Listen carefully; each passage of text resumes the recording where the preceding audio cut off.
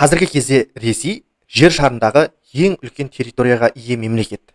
Иә, бұл бүгінгі 2000 жылдардағы әлемнің картасы. Ал енді сол Ресей мен Қазақ хандығы біздің мына алғашқы ханымыз Керей хан, одан кейінгі Жәнібек хандардың тұсында олардың территориясы мынадай болған еді. 1469 жылғы картаға қоямын, қараңыздар. Мәскеуді қараңыздар, міне, кішкентай ғана. Ал Қазақ хандығын қараңыздар, мынадай аймаққа ие. Жақындатып көрсетейік. Қазақ хандығы мына Арал теңізі, Әмудария мен Сырдарияның аралығы, мына аймақтар. Ал Мәскеуді қараңыздар. Бұл 1469 жылғы әлемнің картасы. 1469. Арада біраз уақыт өткеннен кейін Ресей күшейе бастайды, айналасындағы хандықтарды, шағын князьдіктерді бірінен кейін бірін жаулап алады, қараңыздар. 1479, 1489, 1499, 1509. Мына қараңыздар, Мәскеудің қалай күшейіп келе жатқан. 1519. Енді бірден 1600 жылға қойыңызшы. Қараңыздар.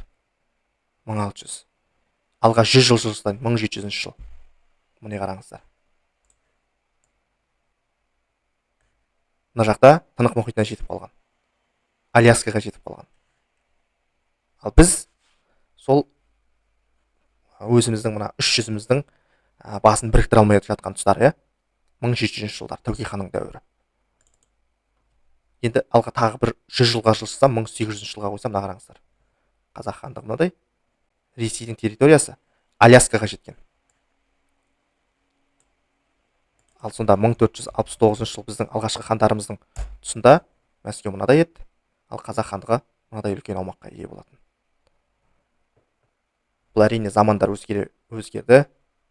Қылыш найза ұстаған жауынгерлік әдіс тәсілдерді отты қару ұстаған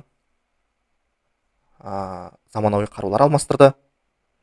Егер заманауи қаруларды игере алмаған халықтар бірінен кейін бірі отарлық дәуірдің ауыртпалығын көтеруге мәжбүр болды. Кейбір халықтар тұстасымен жойылып кетті, кейбіреуі өзінің ұрпақтар сабақтастығын жоғалтқанымен мемлекеттігін қайта қалпына келтірді. Соның бірі Қазақ хандығы, кейіннен бүгінгі тәуелсіз Қазақстан.